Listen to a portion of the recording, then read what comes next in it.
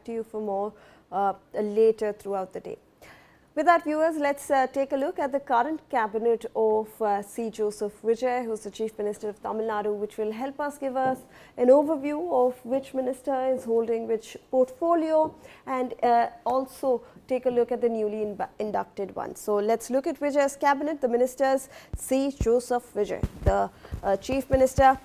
His portfolio usually has public administration, he has the police, the Home Department and Youth Welfare. So the major key departments and the key promises that he made during the election: youth welfare, women's safety, all of that coming under his portfolios. Let's look at K.A. Sangotian, who is the Finance Minister. Remember that he is a veteran. He shifted from the AIADMK, a veteran, and has a lot of experience. So obviously he's been given the finance portfolio. We are looking at the Tamil Nadu government, which has some sort of a death over here, and so it will require a lot of, in fact, revival by the TVK government. Let's look at N. Anand, who's also from the TVK, rural development, water resources. So rural development and water resources, two very key departments, have been handed over to TVK's N. Anand. We have Adhav Arjuna, who is a public works department, has been handed over to him of the TVK. Remember that Adhav Arjuna is considered very close to TVK chief, the current Chief Minister of Tamil Nadu, C. Joseph Vijay, and obviously he's been given the Public Works Department, which is very important for urban areas as well.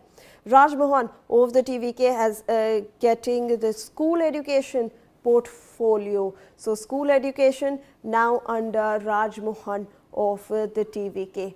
And we have K. Sangotian again, who has the finance department over here. We have Selvi as Kirthana of the TVK. Remember, one of the youngest female MLAs to be elected. She gets the industries department. So she's getting also, Tamil Nadu is looking to expand infrastructure, to expand investment, and this will come in handy when Kirthana actually looks at this industries portfolio.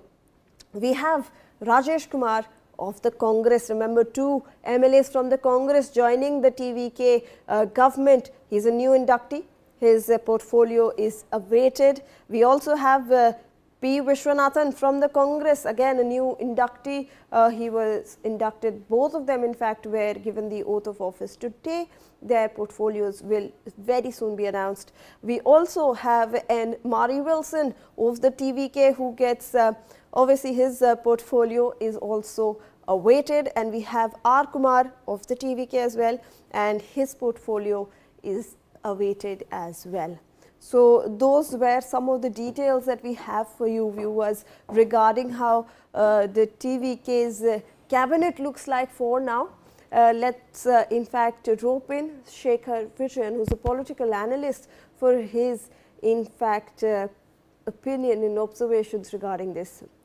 Thank you so much, sir, for taking out your time and for speaking to NewsX. We appreciate it. Sir, if I can, get your observations regarding how TVK has expanded its cabinet now.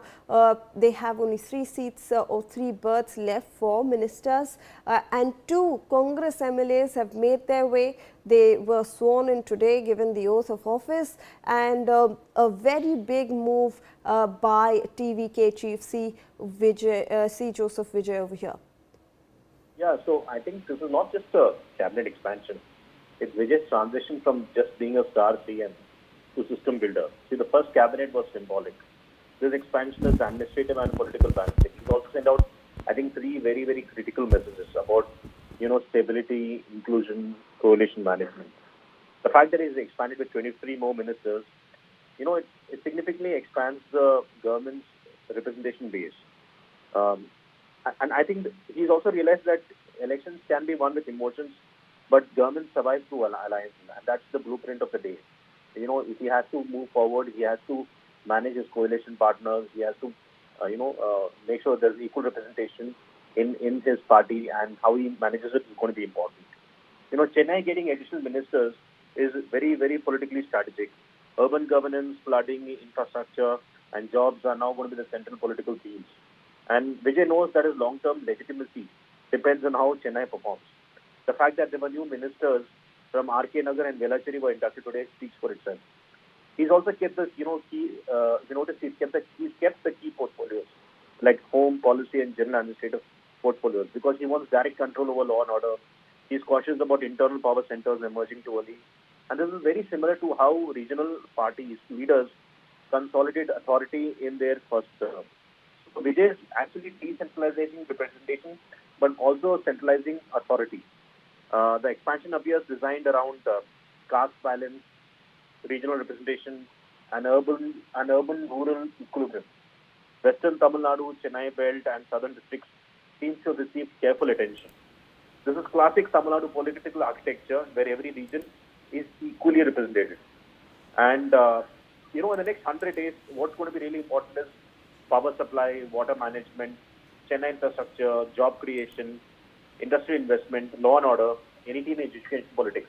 So he's got a lot of things to work on, and he's taken the first few steps, and everybody's going to be watching him very closely. As we have discussed on your channel, this first 100 days is going to be very crucial and important for Joseph Vijay's government, and hopefully, if he gets everything in place in terms of representation, in terms of the right ministers in the right place, he has to lead it with equilibrium, with a lot of collaboration, and also work very closely with the central government.